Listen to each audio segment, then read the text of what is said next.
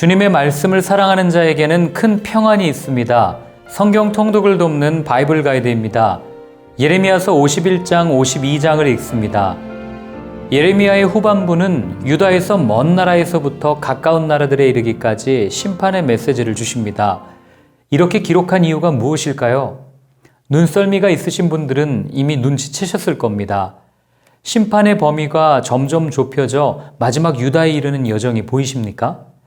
하나님께서는 유다가 결코 하나님의 심판을 피할 수 없다는 것을 이방 나라에 대한 심판을 통해 말씀해 주신 것입니다. 하나님의 말씀대로 유다는 바벨론에 의해 멸망당하고 맙니다.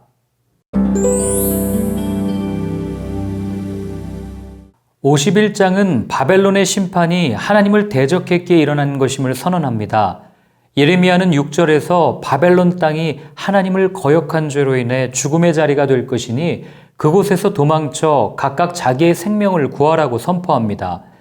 이어 7절부터 10절에서는 바벨론에서 도망쳐야 하는 이유를 구체적으로 설명합니다. 바벨론은 하나님이 진노를 온 세계에 쏟아붓기 위해 사용한 금잔인데 그 잔을 세계가 돌림으로 온 세계가 진노에 취해 멸망하게 됩니다. 그런데 문제는 25장 15절부터 26절에 나오듯이 이 잔을 세사광, 즉 바벨론 왕도 마신 것입니다. 결국 바벨론 역시 심판의 대상이 되고 황폐하게 되었으니 각기 고향으로 돌아가 하나님이 내리시는 화를 면하자는 권면입니다. 바벨론은 자신들이 섬기던 신 벨에게 충성을 다짐했을 것이고 단단한 성벽을 의지했을 것입니다. 벨은 폭풍의 신이자 생명의 원천으로 묘사되는 바벨론 주신의 호칭입니다. 하나님께서는 44절 바벨론이 자랑하던 벨이 징벌 대상임을 말해줍니다. 또한 45절에 바벨론에 사로잡혀 있는 유다 사람들을 나의 백성이라고 부르시며 여전히 그들이 하나님의 은혜의 대상임을 밝힙니다. 이어 예레미야는 50절 바벨론에서 칼을 피한 사람들에게 멈추지 말고 걸어가라고 말하는데 이는 예루살렘에 대한 소망을 품고 바벨론에서 속히 나오라는 명령입니다. 예레미야는 54절에 마치 눈앞에서 펼쳐지고 있는 것처럼 부르짖는 소리, 큰 파멸의 소리 등의 표현으로 바벨론의 멸망을 생생하게 묘사합니다. 마지막으로 예레미야는 시드기야 4년 바벨론의 멸망에 대한 예언을 기록한 사본을 스라야를 통해 바벨론 포로들에게 전달함으로 회복에 대한 소망을 심어줍니다. 즉, 현 상황에서는 포로로 끌려가는 것이 하나님의 뜻이며 포로로 잡혀간다 해도 반드시 돌아오게 되리라는 것을 바벨론 멸망 예언을 통해 알려주고 있는 것입니다. 52장은 39장에서 언급한 예루살렘의 멸망을 반복해서 기록합니다. 차이점은 유다의 마지막 왕인 시드기야에 대한 신학적 평가를 들려준다는 것입니다. 시드기야가 저지른 두 가지 실수는 과거로부터 내려온 악의 사슬을 끊지 못한 것, 즉 여호야김의 모든 행위를 본받아 여호와 보시기에 악을 행한 것과 바벨론 느부갓네살 왕을 배반한 것이었습니다.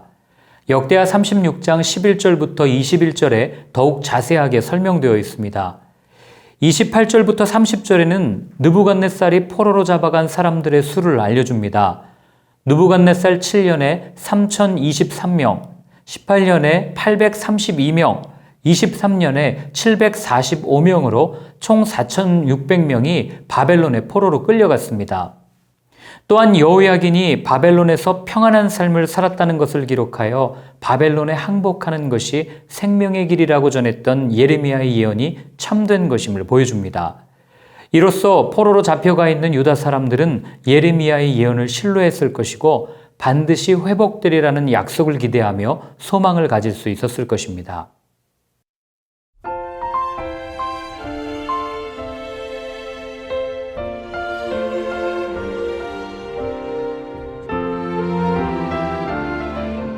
주변에서 일어나는 인재와 관련된 사고들이 안타까운 것은 미리 방지했더라면 충분히 피할 수 있었던 것이 많기 때문입니다.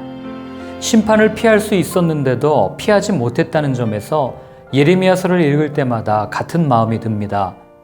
만약에 예레미야가 외쳤던 메시지에 귀를 기울였더라면, 손해를 보는 것처럼 생각되어도 잠시 멈춰서서 하나님의 말씀을 따랐더라면 이렇게까지 처참하게 멸망하진 않았을 겁니다. 이 시대에도 동일하게 하나님의 말씀이 외쳐집니다. 누구든지 예수님을 믿기만 하면 멸망하지 않고 영원한 생명을 얻을 것입니다. 그분이 아니고서는 하나님께 갈 수 없습니다. 심판이 다가올 것입니다. 그러나 노아의 때 사람들이 심판의 메시지에 귀를 기울이지 않았던 것처럼 오늘날에도 하나님의 말씀에 귀 기울이는 사람은 많지 않아 보입니다. 예레미야를 통해 분명하게 말씀해 주시는 한 가지, 하나님의 말씀은 반드시 이루어진다는 것입니다. 그렇기에 오늘 우리에게 들려주시는 그분의 말씀에 예민하게 반응해야 합니다. 거기에만 생명이 있기 때문입니다.